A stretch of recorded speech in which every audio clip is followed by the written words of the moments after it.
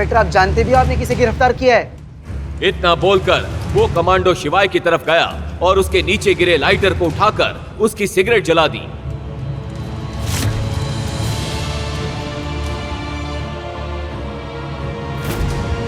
जैसे ही इंस्पेक्टर ने शिवाय के उस लाइटर को देखा तो उसके पैरों तले जमीन खिसक गई, उसकी टांगें कांपने लगी और वो अपने घुटनों पर आ गया और शिवाय के सामने हाथ जोड़कर बोला, मेजर माहेश्वरी।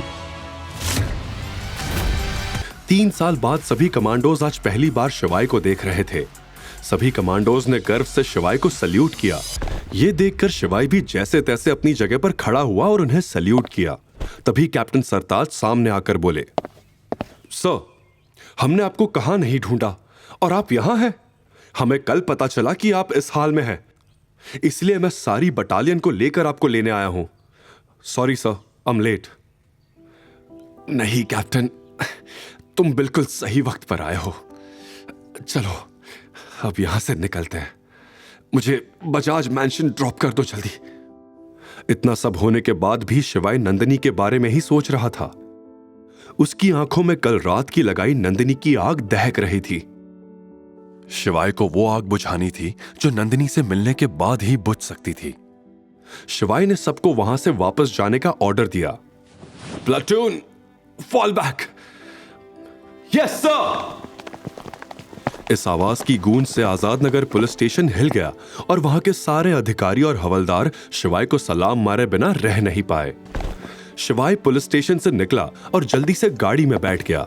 सारे कमांडोज भी उसके पीछे भागकर गाड़ी में बैठ गए।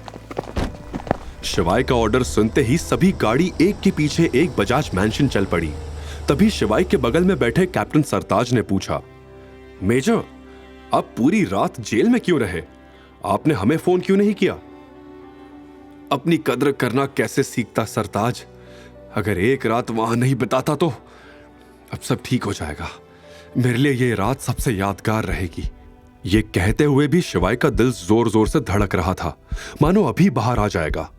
उसे नंदिनी से कोई उम्मीद नहीं थी, पर फिर भी उसके कड़वे शब्द सोचते ही उसके बदन में सिरहन दौड़ रही थी।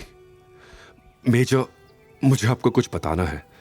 आपको याद होगा हमने 5 साल पहले जेएनके में गैर कानूनी मामलों को लेकर कुछ शर्तों पर समझौता किया था, लेकिन अब हम उसे पूरा नहीं कर पा रहे हैं। इसलिए वहां के गैर कानूनी संगठन ने समझौता तोड़ दिया है और हम पर कभी भी हमला कर सकते हैं। हमें आपकी जरूरत है मेजर, आपको वापस आना होगा। मैं वो दुनिया 3 साल पहले छोड़ चुका हूं। Now I am a common man. वो पूरा का पूरा काफिला महालक्ष्मी नगर की तरफ दौड़ पड़ा। जमीन पर 10 ब्लैक एसयूवी और ऊपर 2 हेलीकॉप्टर ऐसे लग रहे थे मानो कोई किंग का काफिला आज बजाज मैंशन की तरफ निकल पड़ा हो। उधर नंदिनी घर से निकलकर पुलिस स्टेशन के लिए यश के साथ निकल ही रही थी कि उसके घर के सामने वो सारी एसयूवी कार आके रुकी। आगे खड़ी कार का दरवाजा खुला और गाड़ी से शिवाय को उतरते देख नंदिनी और यश हैरान हो गए। शिवाय को वहां ड्रॉप करके वो काफिला अपनी मंजिल की ओर बढ़ गया। इस वक्त शिवाय की आंखों में अंगारे जल रही थी।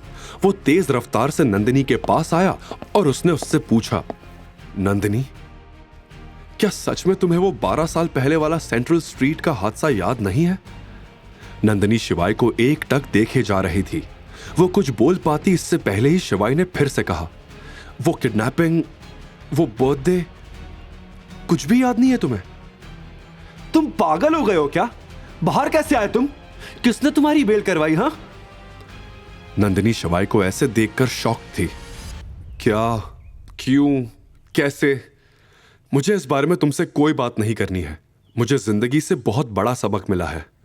कल अगर तुम मेरे साथ मिसबिहेव नहीं करती तो मैं कभी अपनी कद्र करना सीख ही नहीं पाता, खुद के बारे में कभी सोच ही नहीं पाता। क्या बकवास कर रहे हो? तुम्हारे साथ जो भी हुआ उसमें तुम्हारी गलती थी। मैं तो तुम्हें जेल से छुड़वाकर तुम पर एहसान करना चाहती थी, पर नंदिनी आगे कुछ बोल पाती इससे पहले ही शिवाय ने उसकी बात काटते हुए कहा, मुझे तलाक चाहिए तुमसे नंदिनी। तुम वो नहीं हो जिससे मैंने प्यार किया था। डिवोर्स की बात सुनते ही सब शॉक्ड रह गए। शिवाय नंदिनी से तलाक चाहता था। नंदिनी का ईगो बुरी तरह हर्ट हो गया।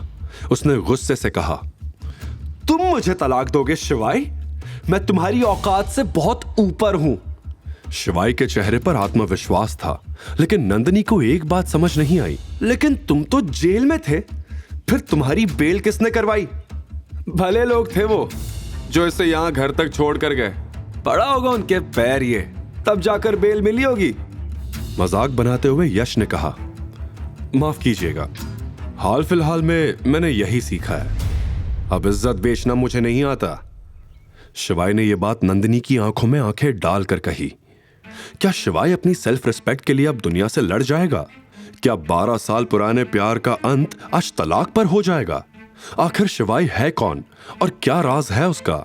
आगे की कहानी जानने के लिए देखिए अगला एपिसोड सिर्फ पॉकेट एफएम के यूट्यूब चैनल पर। और शिवाय एक विनाशक के सारे एपिसोड्स को सुनने के लिए डिस्क्रिप्शन में दी लिंक से डाउनलोड करें पॉकेट एफएम ऐप।